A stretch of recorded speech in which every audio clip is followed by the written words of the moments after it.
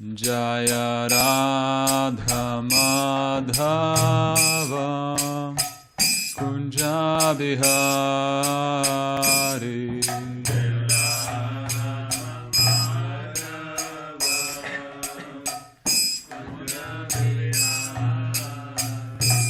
Jaya Radha Madhava Kunja Bihari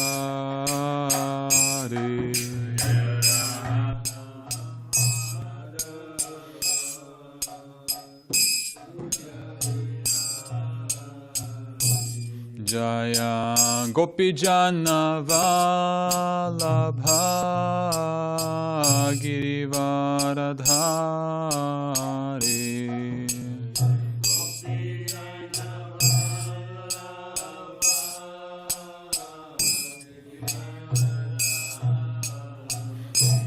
Jaya Gopijana Vallabha Girivaradhari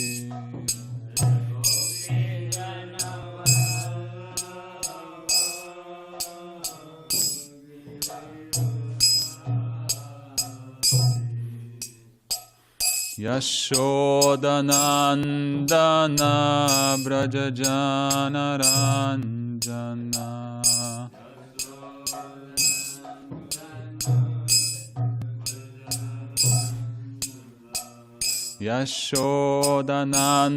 Yashodanandana Brajajana Ranjana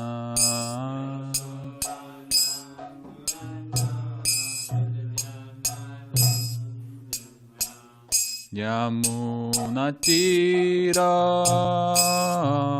Vanachari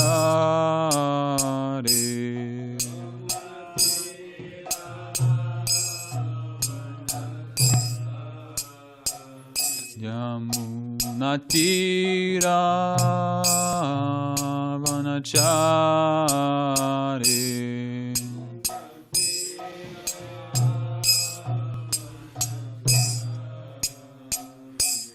Jaya Radha Madhava Kunja Bihari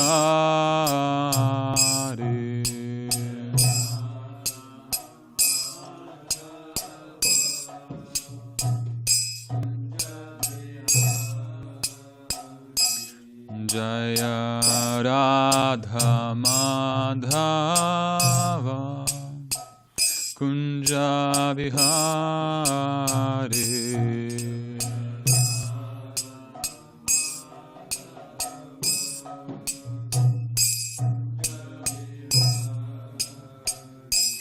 Jaya Gopijana Vallabha Girivaradhari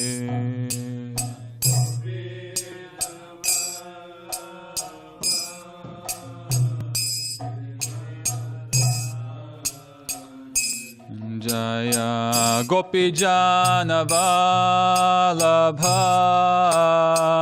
Girivaradhari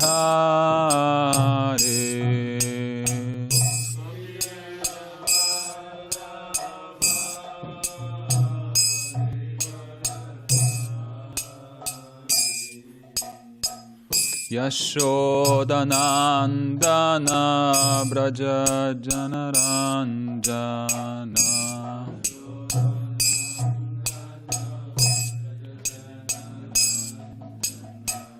Yashodanandana Brajajana Ranjana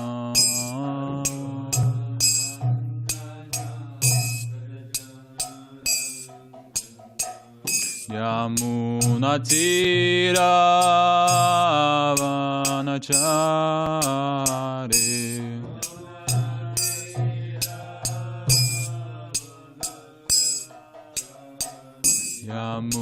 Yamunatira Vanachari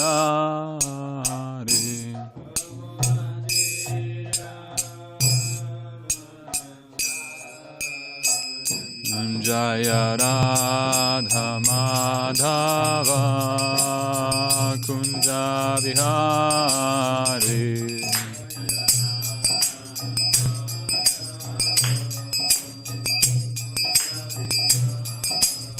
Jaya Radha Madhava Kunja Vihari.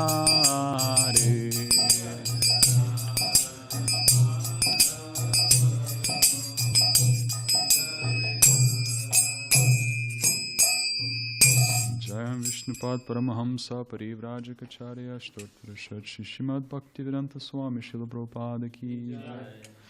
Jayam Vishnupad Paramahamsa Parivrajacacharya Stotra Shri Srimad Bhakti Saraswati Goswami Maharaj Prabhupada Ki Jai.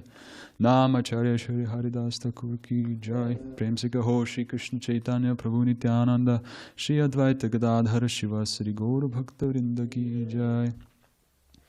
Shri Shri Radha Krishna Gopa Gopinath Shyama Kund Radha Kund Giri Govardhan Ki Jai.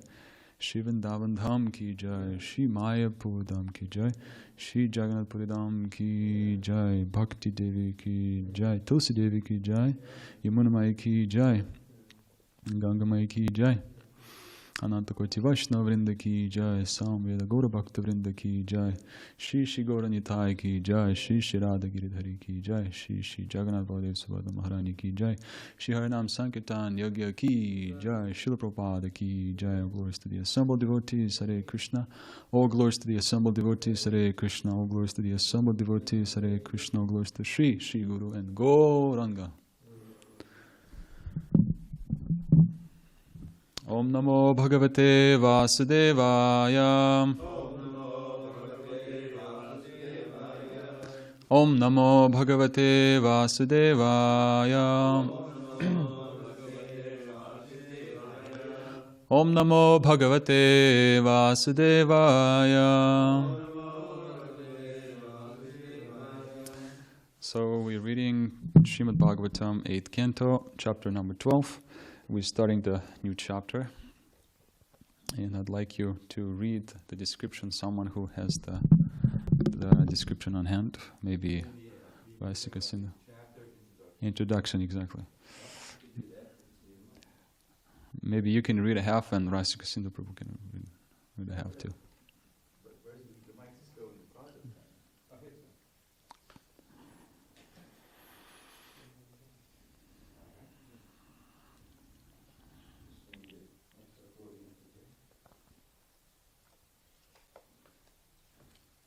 Prabhu, can you use the mic? Yeah, we're going to use the mic, Prabhu.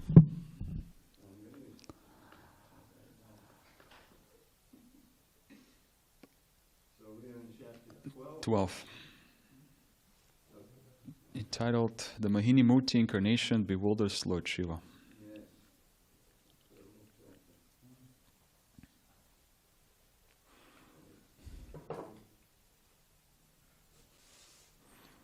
Would you like to start?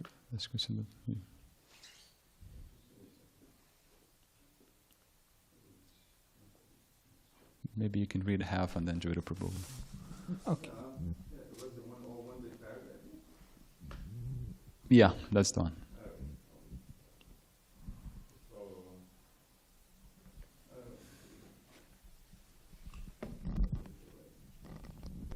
Morning, we'll learn about it later. This chapter describes how Lord Śiva was bewildered upon seeing the beautiful Mohinī-mūrti Incarnation of the Supreme Personality of Godhead, and how he later came to his senses when Lord Śiva heard about the pastimes performed by the Supreme Personality of Godhead, Hari, in the form of an attractive woman. He mounted his bull and went to see the Lord. Accompanied by his wife, Uma, and his servants, the Bhuta Ganas, or ghosts, he approached the lotus feet of the Lord. Lord Śiva offered obeisances to the Supreme Lord as the all-pervading Lord, the universal form, the supreme controller of creation, the super soul, the resting place for everyone, and the completely independent cause of all causes. All right, I'll read a couple more sentences. Thus he offered prayers giving truthful descriptions of the Lord. Then he expressed his desire. The Supreme Personality of Godhead is very kind to his devotees. Therefore, to fulfill the desire of his devotee, Lord Śiva, he explained his energy and manifested himself in the form of a very beautiful and attractive woman. Okay, you want to take over there, Rasika Sindhu? Upon seeing this form, even Lord Shiva was captivated. Later, by the grace of the Lord, he controlled himself. This demonstrates that by the power of Lord's external energy, everyone is captivated by the form of a woman in this material world. Again, however, by the grace of the Supreme Personality of Godhead, one can overcome the influence of Maya. This was evinced by Lord Shiva, the topmost devotee of the Lord. First he was captivated, but later, by the grace of the Lord, he restrained himself. It is declared in this connection that only a pure devotee can restrain himself from the attractive feature of Maya. Otherwise, once a living entity is trapped by the external feature of Maya, he cannot overcome it. After Lord Shiva was graced by the Supreme Lord, he circumambulated the Lord along with his wife Bhavani and his companions the ghosts. Then he left for his own abode. Sukadeva Goswami concludes this chapter by describing the transcendental qualities of Uttama Shloka, the personality of Godhead, and by declaring that one can glorify the Lord by 9 kinds of devotional service, beginning from Shravanam Kirtanam. Mm-hmm. Thank you. So this chapter will learn about how the Lord is attractive in both internal and external features. And we're going to begin reading today text number 1 through 4. I'll read the English translation from text 1 to 3, and then we'll recite Sanskrit of text number 4 together. Okay, text number 1 and 2. Translation. Shukadeva Goswami said, the Supreme Personality of Godhead, Hari, in the form of a woman, captivated demons and enabled the demigods to drink the nectar. After hearing of these pastimes, Lord Shiva, who is carried by a bull, went to the place where Madhusudan, the Lord, resides. Accompanied by his wife, Uma, and surrounded by his companions, the ghosts, Lord Shiva went there to see the Lord's form as a woman.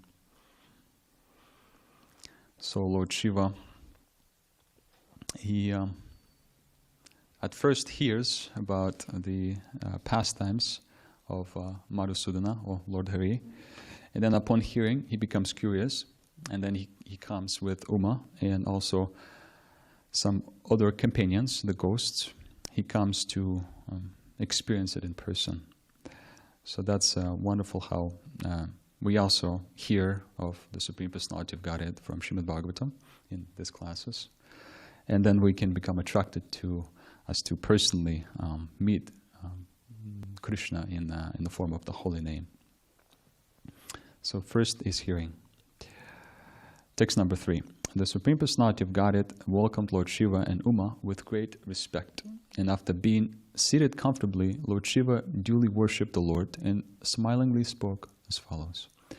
So now from text 4 and further on, this is Mahadev, Lord Shiva is speaking, and he's going to attempt to glorify the Lord as he now is seeing him personally. So text number 4, we'll recite the Sanskrit. Shri Mahadeva Vacha Deva Deva Jagat Vyapin Jagatisha Jagadmaya Sarvesham Api Bhavanam Tvam Atma Hetu Ishvaraha Shri Mahadeva Vacha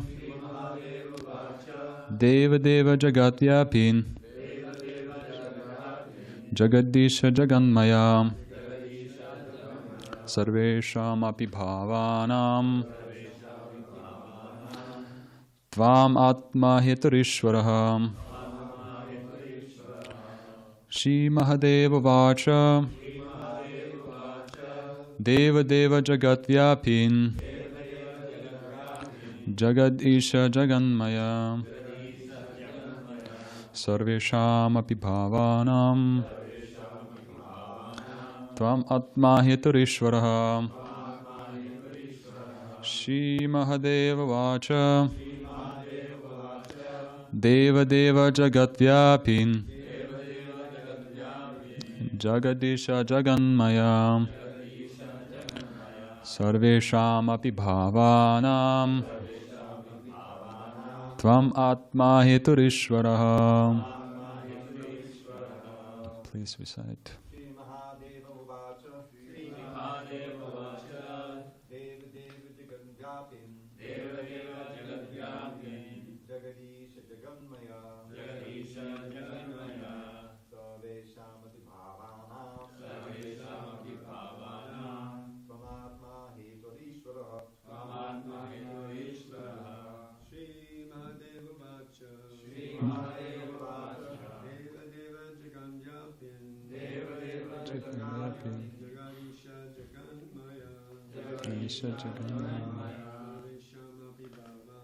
Sarveshamapi bhavana.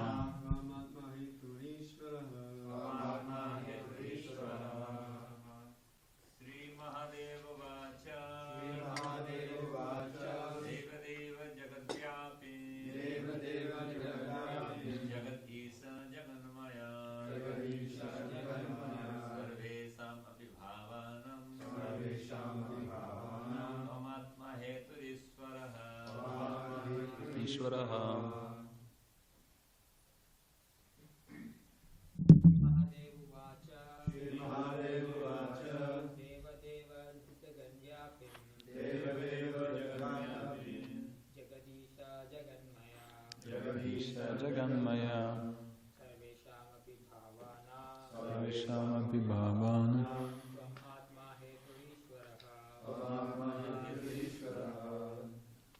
Anyone else?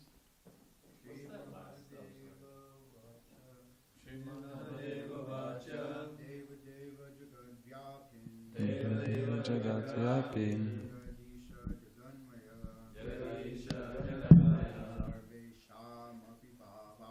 Sarveshamapi bhavanam Tvam Heturishvara.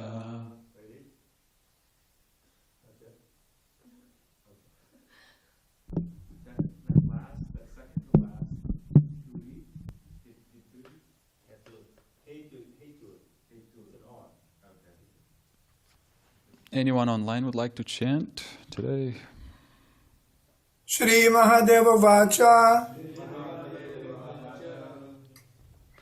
Deva Deva Jagadvyapin Deva Deva Jagatyapin Jagadisha Jaganmaya Sarvesham api bhavanam Sarveshamapi bhavana. Tvam Atma Heturishvaraha.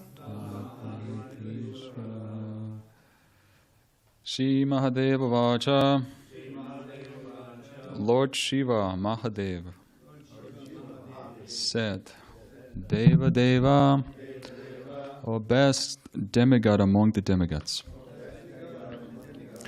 Jagat Vyapin, O all-pervading Lord, Jagadisha, O Master of the universe, Jagadmaya, O my Lord, who are transformed by your energy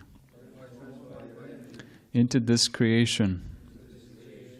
Sarvesham api, all kinds of bhavanam, situations. Tvam, you.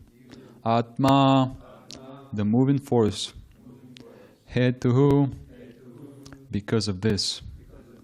Ishvaraha, the Supreme Lord, Parameshvara. Translation and commentaries by His Divine Grace A.C. Bhaktivedanta Swami Srila Prabhupada. Srila Prabhupada ki jai.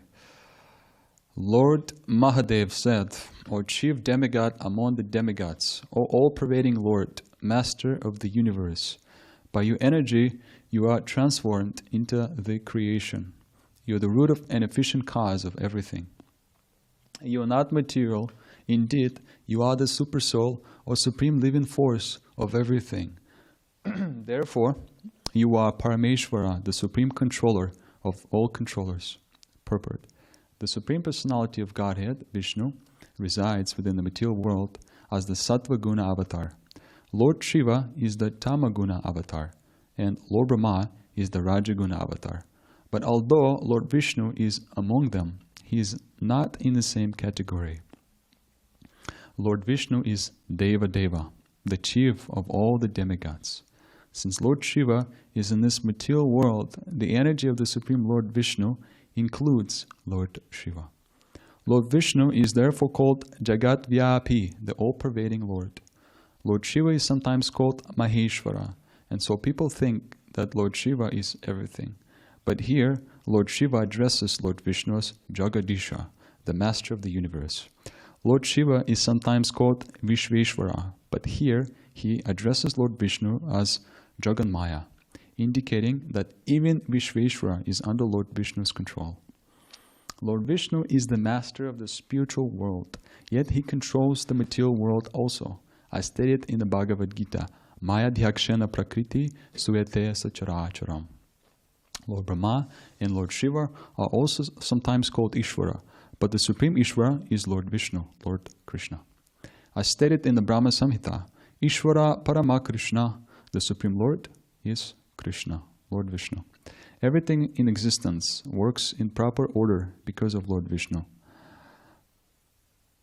Andantarasta Paramanu Chayantarastam. Even Paramanu, the small atoms, work because of Lord Vishnu's presence within them. This is the end of the purport.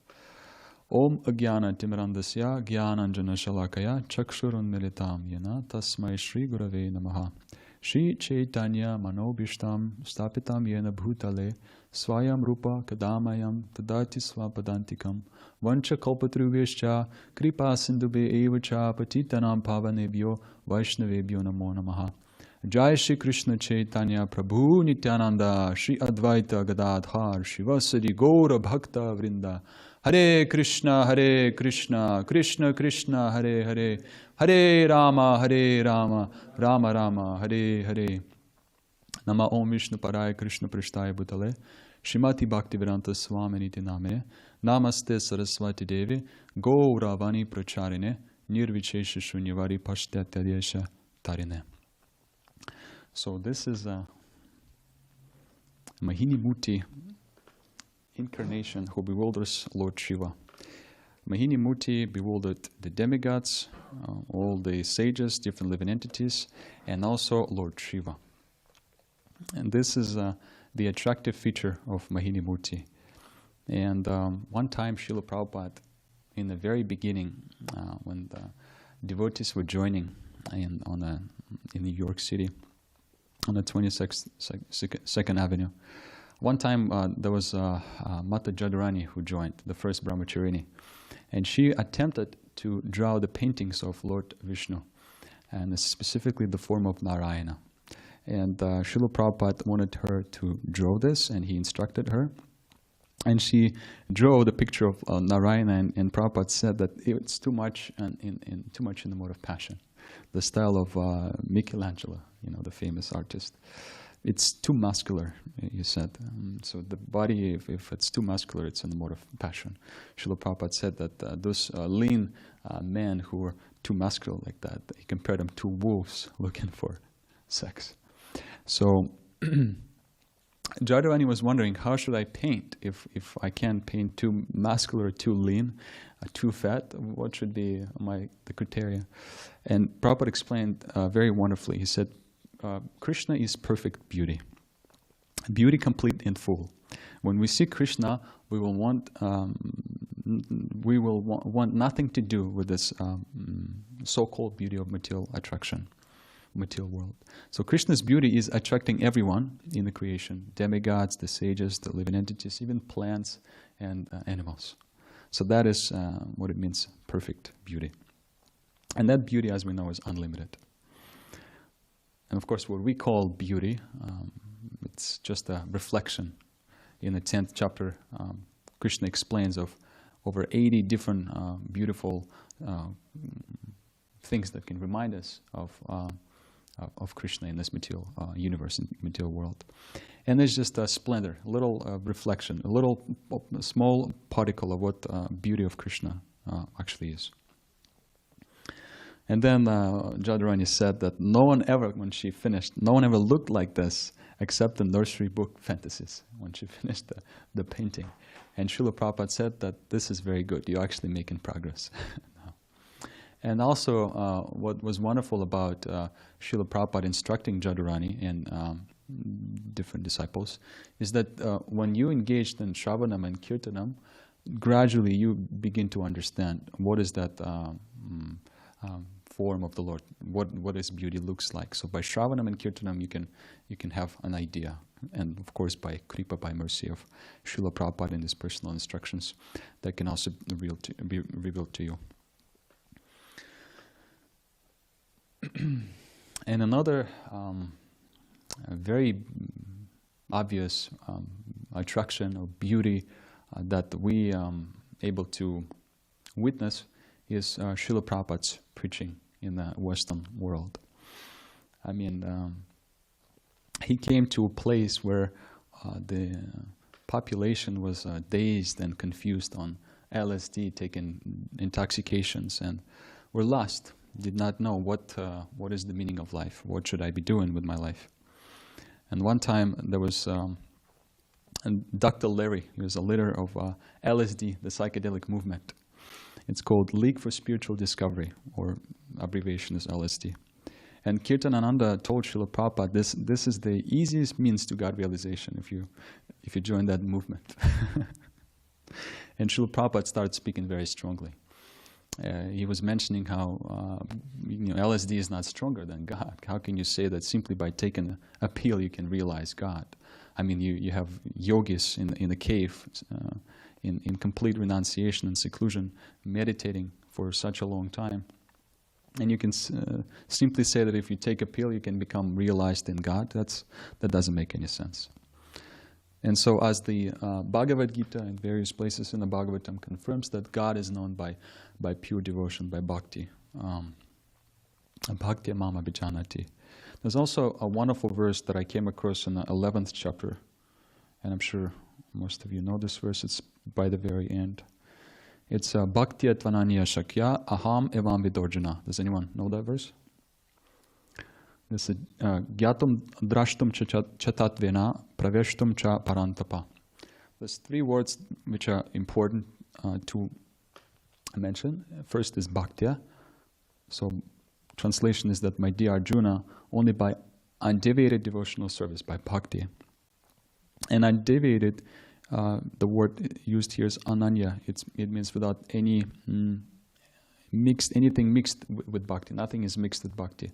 No jnana, no karma, mystical perfection, siddhi, anything. It's not mixed in bhakti. It's pure, unalloyed, undeviated. This is the only way to understand me, Krishna says. Standing before you, and those you can see me directly. So, Gyatum Drashtum Chatatvena. This 11th chapter of the Bhagavad Gita is called Vishvarupa Darshanam Yoga. So that is the chapter in which Krishna shows his Vishvarupa, the universal form, to Arjuna. And Arjuna is actually not benefiting by seeing this form of the Lord, because it's a temporary manifestation. Krishna manifests that form by his eternal potency. And Arjuna is asking for that form to be revealed only for our own benefit, so we can be convinced that although Krishna is explaining about his opulences, his personal form, in previous chapters 7 and 10, he's speaking about himself, just to convince us that also Krishna, from him, is the cause of everything, including Vishvarupa or Virat Rupa. Krishna is manifesting this temporary form to Arjuna. So, and another word here besides bhaktya and ananya, again, bhakti means devotional service, ananya means without anything mixed in bhakti, is praveshtum. Praveshtum means enter. So this is the way to enter into the understanding of Krishna, if we develop unalloyed devotional attitude. Anukul, it's called anukul. We should be acting and thinking favorably, right? Anyabhilashita shunyam Jnana karma janavritam anakulena krishnanushilanam bhaktirutama. So anukul and there's pratikul. So anukul means that it's favorable attitude towards Krishna. And then krishnanushilanam means that we cultivate Krishna consciousness shilanam in such a way that we want to act for the pleasure of the Lord. So with that attitude of anukul, we begin to act. Krishnanushilanam. Anushilanam. Anu means we follow with the example of the predecessors. What do you say that word? Predecessors? Acharyas, in other words. So that is the understanding of pure Uttama Bhakti. And that's what we are trying to cultivate in this life as devotees of Krishna, devotees of Lord Chaitanya Mahaprabhu, and followers of Srila Prabhupada. And I mean, Srila Prabhupada had to put up with so many things in the beginning when he was just starting in New York City. One time, Larry Bogart from the United Nations, who helped Srila Prabhupada to establish the movement on paper, this ISKCON society, he was supposed to visit Srila Prabhupada, and Srila Prabhupada assigned someone to cook. No, he went in the kitchen and cooked some preparations, wanted to cook preparations for Larry Bogart. And he asked some devotees to help him.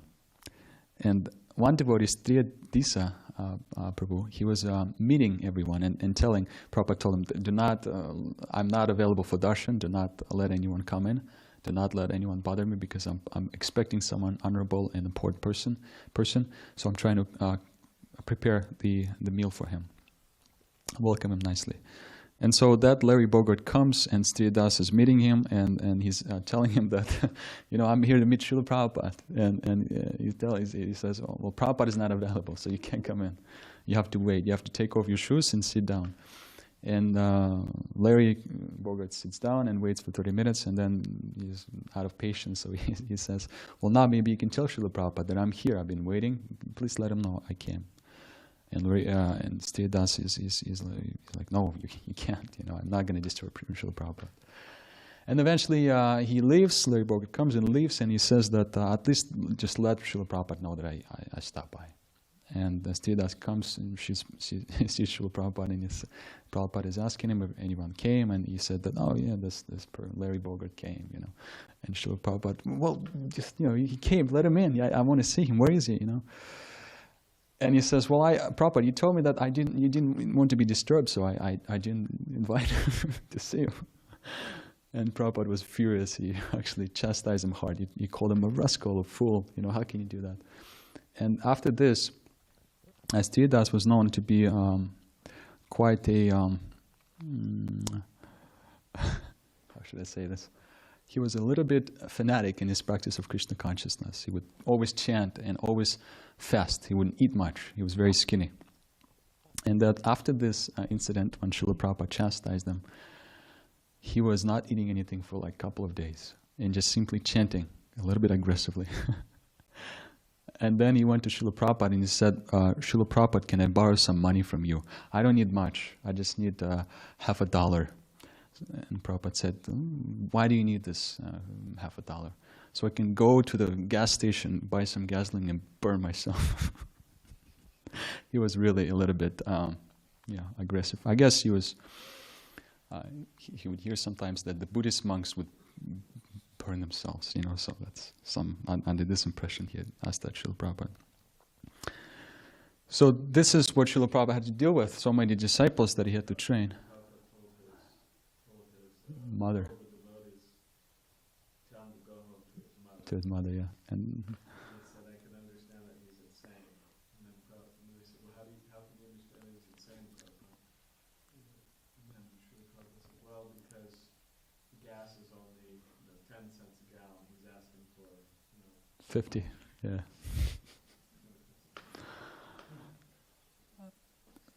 And even Kirtanananda Swami, before he was initiated, his name was Kate. He also was exposing this Mayavad mentality, which everyone was affected by in these days. And he would say something that Krishna is in all of us. So if we surrender to the unborn within us, then we can attain the absolute truth. And Srila Prabhupada also became furious, and he would say, "Are you finished with this? Are you finished?" And then he told them that you don't take the service away from Krishna. Actually, surrender to Krishna. In the Bhagavad Gita, you read Bhagavad Gita, Krishna says that worship me with your mind and body, your words, become absorbed in me, think of me, worship me like this. So we're not worshipping the unborn, we're worshipping Krishna. And Krishna is not different from his self and his body, his mind. And then sometimes also Srila Prabhupada would have guests that would ask him about moksha or liberation, how do we become liberated and this and that. And Srila Prabhupada gave a very nice example.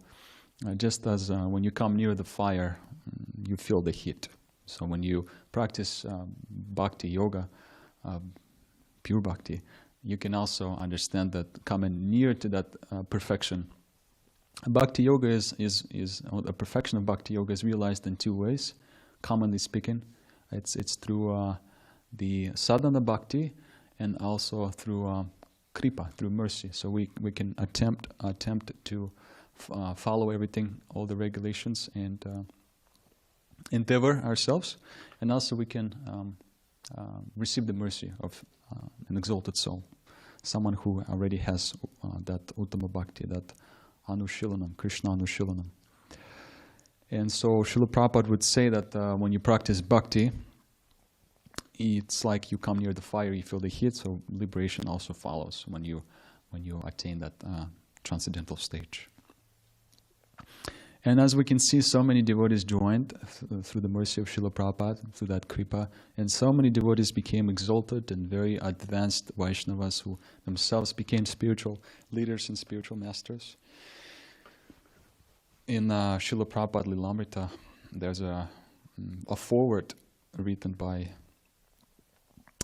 various people, but specifically one professor. His name is Dr. J. Stilson Judah.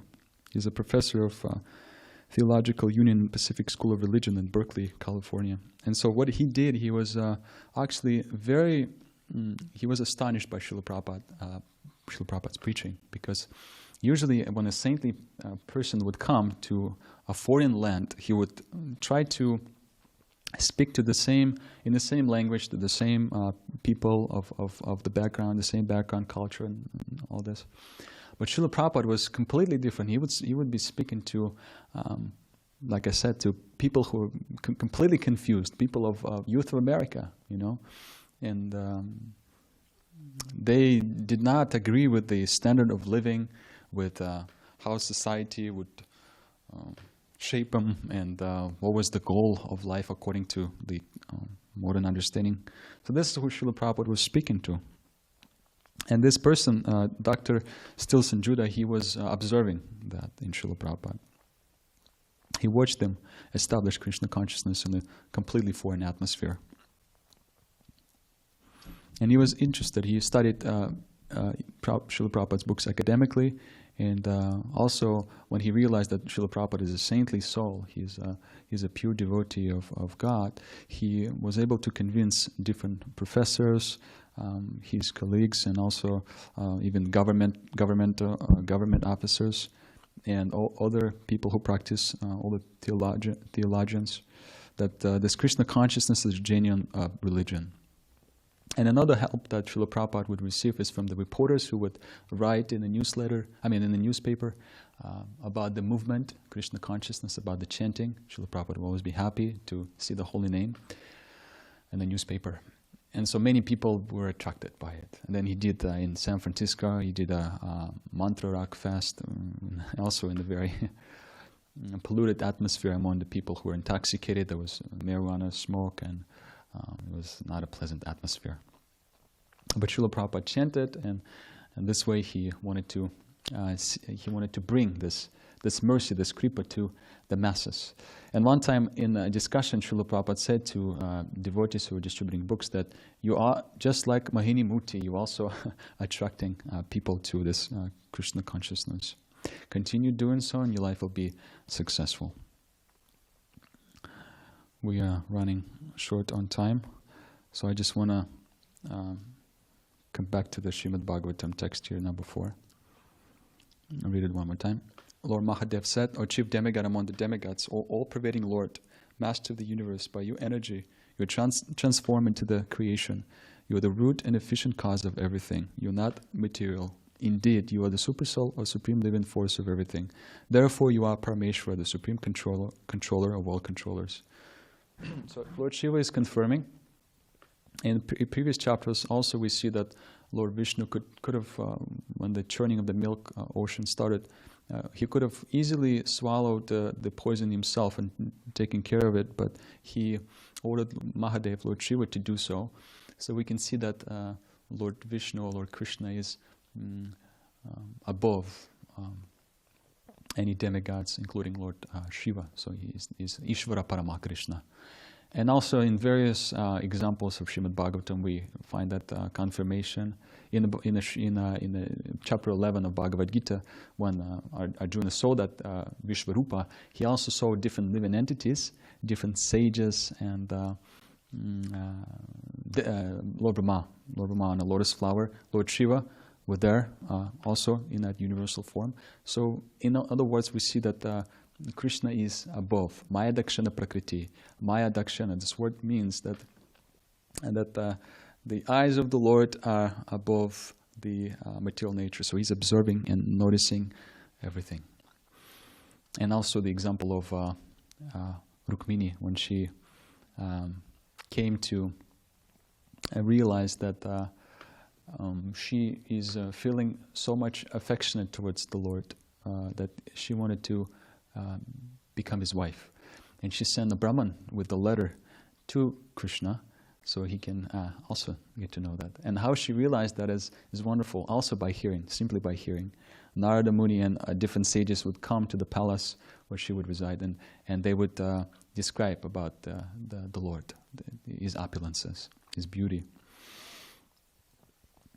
And she realized that it's in a Krishna book. Srila Prabhupada writes. I'll just say that this is how she was thinking. She wanted to prove, or she wanted to explain to Krishna why she's choosing him. And that's what she said. She's thinking like this. She did not think anyone was greater than Krishna, not even Lord Shiva, who's known as Mahadev, the greatest of all the demigods. Lord Shiva also seeks the pleasure of Lord Krishna in order to be delivered from his entanglement, in his quality of ignorance. In the purport we see, we see here that, this is text 4, that Lord Shiva is in this material world and he is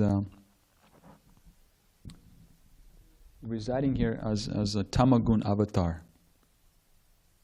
Tamagun avatar. So, and because he's a Tamagun avatar, he becomes a little bit affected by that Tamagun. So, therefore, he's from the spiritual abode. The Ganga water is coming on his head through the whole material universe, and also he's always chanting the name of Rama. Rama, Hare Krishna, Krishna Krishna, Hare Hare, Hare Rama, Rama Rama, Hare Hare. So he's chanting in order to be purified, in order to realize who is he a follower of. So in this way, it's another confirmation. And we will find many confirmations like that. In the Brahma Samhita also, we see that Lord Vishnu is, when he's not touching matter at all, he glances over matter, and that glance is Shambhu and Lord Shiva. So therefore, Lord Krishna or Lord Vishnu is the greatest.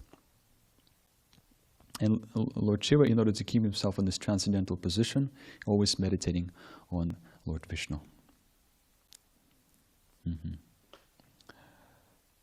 So this is something of this purport and of this part of the Srimad Bhagavatam. One thing that I also was thinking about is that we can practically realize Krishna or understand that we have this affection and that we're attracted by the beauty of Krishna simply by singing and dancing. This is what Srila Prabhupada would say, that your love for Krishna is seen by dancing and by chanting. So if we have that affection and attraction to sing and to dance and to engage others in doing so, that means we have that affection. We're very fortunate to have received that affection. And just like here we see that the milk ocean was churned, we should also try to churn the pastimes of the Lord, churn the qualities, discuss this with each other. So at the end we can receive that kripa, that mercy, in order to sufficiently understand who is Krishna. And why is that we in a subordinate position of offering worship to Him. And of course Srimad Bhagavatam is wonderfully helping us in this. Krishna is not just a manifestation of Vishvarupa or any manifestation. That He's the origin of all. He's the origin of all forms. He's the origin of all beauty in this material world. So this is the way to understand the truth. Bhakti and Ananya, unalloyed and deviated devotion. That's what our goal and purpose is in this practice. So thank you. I'll conclude here. And if you'd like to add something or ask a question, this would be appropriate time. Hare Krishna.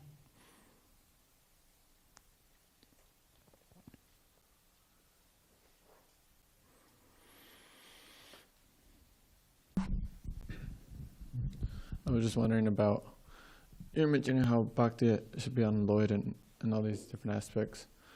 And then I was wondering about yesterday's class with Mukunda's. If somebody's not fully surrendered and performing some type of devotional service, does Krishna still accept it, or does it just become like some type of like sakriti, like kind of just like some points for the next life to just actually be able to be on that platform for your devotion? Yeah, it's actually a good question. Because as far as I understand at least, is that if we're not conscious of what we're doing in spiritual life, if we're chanting mechanically and going through the morning program mechanically, and we are not really thinking of trying to please Krishna, we're given a chance to be trained and realize that this is important. But if we continuously not actually realizing and putting our efforts into seeing it like this, that I'm supposed to please Krishna. I'm supposed to be conscious of what I'm doing every day, from the morning I get up. So in this way, what I've heard and what I understand, that this is not going to be giving so much impetus for spiritual progress, and that type of practice can easily be turned into just pious activities, and actually even into something that I stopped doing. I have no desire, because if I continuously commit offenses in devotional service to the holy name and to the deities and to devotional service like that, I eventually become I'm not attracted anymore to do these things. So therefore, it's very much important to put emphasis on doing everything consciously, waking up, understanding that the morning program is there to enhance us in spiritual practice, to give us this mercy of the spiritual master to actually be Krishna conscious throughout the day. And we should place our mind and thinking on realizing how important it is to have this genuine connection with a spiritual master, with Srila Prabhupada. And then we can be strong and throughout the day to preach Krishna consciousness to ourselves and to others. Because in the beginning stage, we have to be convinced ourselves. So one thing that can help us if we try to do it consciously, Krishna Anushilanam, with the attitude, Anyabhilashita Shunyam Jnana Karma Janavritam Anukulena Krishna Anushilanam, Anukulan Krishna Anushilanam, those two things. And what can help us to be more conscious is to have a desire to be like that, to be conscious of what I'm doing, and to also put efforts, sadhana bhakti, into understanding the bhajans that we're singing, also understanding the importance of chanting, nama tattva. It's called mahatmya. If I glorify something, someone, it becomes important to me. If I glorify the holy name constantly, if I'm really trying to really please the holy name, then the holy name is merciful. But if I'm not doing that, then how can I have any attraction for the holy name? If I am glorifying my friends, if I am having a great time with my friends, I am learning about them, I'm spending time with them, and I'm trying to please them, serve them, have fun with them. In this way, we be attracted to them. We're spending much more time. Our relationship is developing. So similarly with the holy name, we also, of course, we're not joking with the holy name, but the point is that we're trying to glorify and serve the holy name. That's when we really can get that pure connection. Maybe not pure, but genuine connection. Our efforts should be really there. Something about that. Anything else? Maybe any comments? Javira Prabhu. Call attention to a not so minor miracle that occurred this morning. I got up at my usual time around 2:30, and I had arranged with Maharaj. Well, he was going to get up at 3:30, so that'll be good, because he's staying with me. And I looked under his door, and the light was on. So I wonder what's going on. It's 2:30, and he's up already. Turned out he didn't even sleep, I think, because there was some crisis in his account, and someone was trying to steal money from his account. And he had his cell phone on, and he was asking me, "What can I do?" And look, it says it's in proceeding, and he was really troubled, And I didn't know what to do. What did I do? I Googled, how do you stop, someone from draining your account in the Bank of America? Oh, you just call the bank, and of course that you couldn't get anyone live person. That was the whole problem. We couldn't reach anyone at 3 a.m. So finally, I had to come over here, and Maharaj was still fighting the whole thing. They said, "Well, look, we have these expert, these Indian boys are usually pretty expert at computers." I thought of Tapas. We tried to call him, but he didn't answer, of course. But I thought, and I had seen Rasika Sindhu, and of course I thought, I didn't know, but I thought maybe Ananda Vrindavan also. So it's the first thing I do when I came over here, what was going on, I asked Ananda to go over and try to help Maharaj. And then Rasika came in. First of all, the miracle that he's here, we haven't seen him in so long, and then at this point, so I sent him over.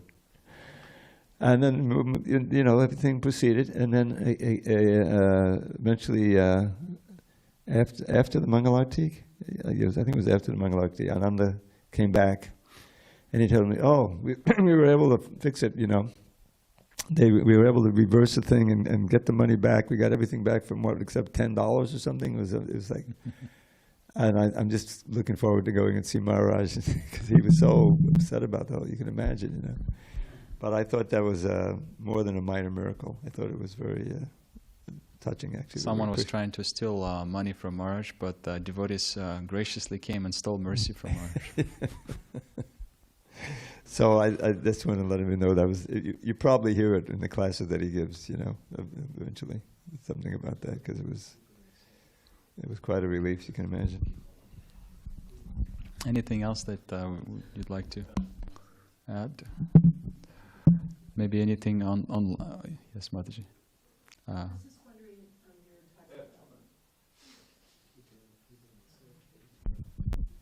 Thank you. How do we increase our determination and desire? Desire to serve Krishna. Pardon? Desire to serve Krishna. Yeah, the desire. The fixed desire and more strong. Mm-hmm.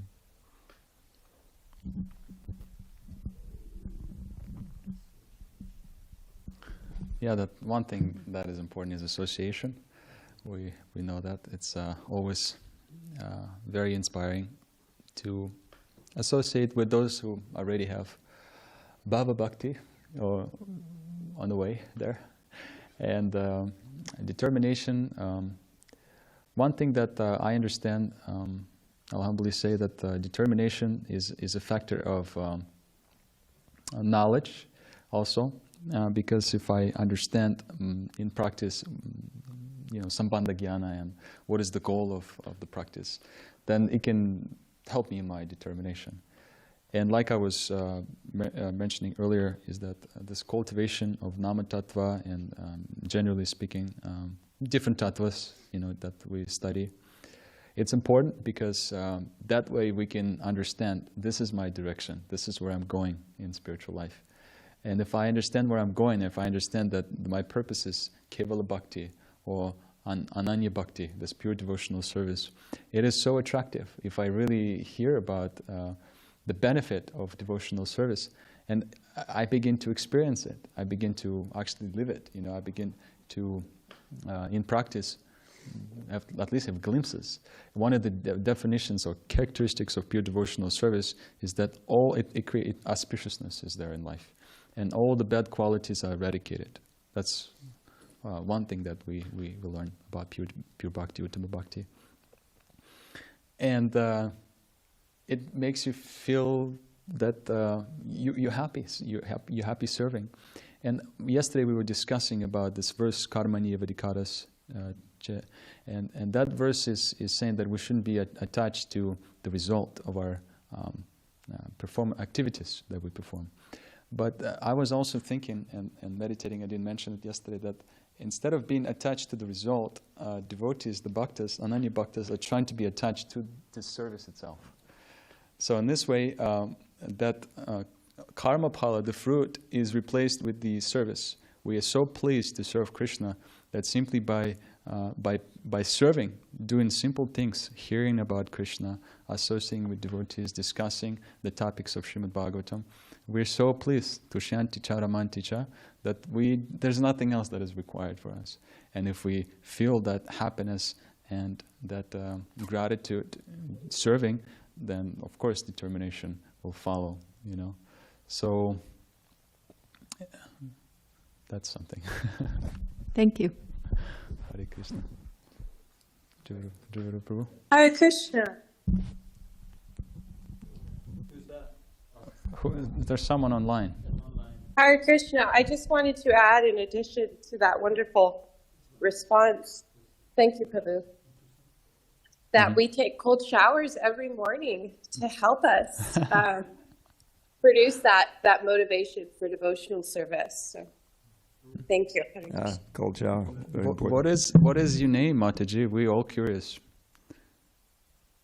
Hare Krishna. This is Vanessa. Vanessa.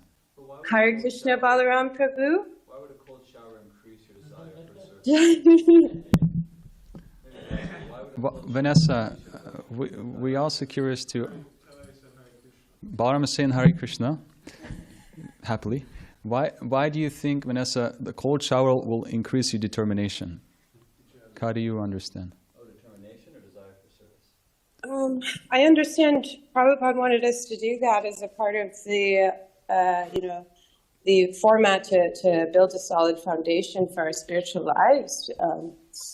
Basically, cold showers, it's a cleansing for the mind more than the body, but they increase dopamine, which is a motivation hormone. They also help decrease any inflammation. So things that are halting us from serving, whether it's pain or mental anxieties and things like that. So. Mm-hmm. Okay, thank you for this addition. I never knew that. If I could share one verse, I'm trying to figure out where I just heard it. I think Radhanath Swami quoted it when he came, or else I heard it online when I was looking at the retreat in Orlando. I think maybe Shachanandan Swami. I heard about that one. But this is a verse because it pertains to your question, Subhadra. So this is one of the 9 Yogendras. Highly recommend 11th Canto, Chapter 3, Text 30. Paraspadano katanam pavanam bhagavad yasha mito ratir mitas tustir nivritir mitaratmanaha. Translation: one should learn how to associate with the devotees of the Lord by gathering with them to chant the glories of the Lord. This process is most purifying. As devotees thus develop their loving friendship, they feel mutual happiness and satisfaction. And by thus encouraging one another, they are able to give up material sense gratification, which is the cause of all suffering. So it's easy to say association, but how does that association work?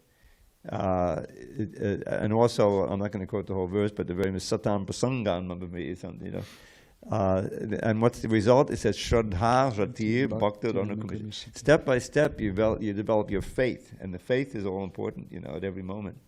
And then your attraction for the Lord and your bhakti, your love, it develops naturally by hearing the glories of the Lord in the association of devotees. So that's really the main process, and that's why Prabhupada was so adamant about the attendance in the classes, morning and evening, if possible, and the whole, the very name of the society, the very word society means association, So that's the key. And that's all just done through the vibration of the pastimes, the holy name. This is how we associate with each other on the basis of these principles, of these practices. And of course, before we begin associate, we wake up and take a cold shower. Hare Krishna. Thank you so much for your attention. Granthara Srimad Bhagavatam ki jai, Srila Prabhupada ki jai. Samveda Gaura Bhakta Vrinda ki jai.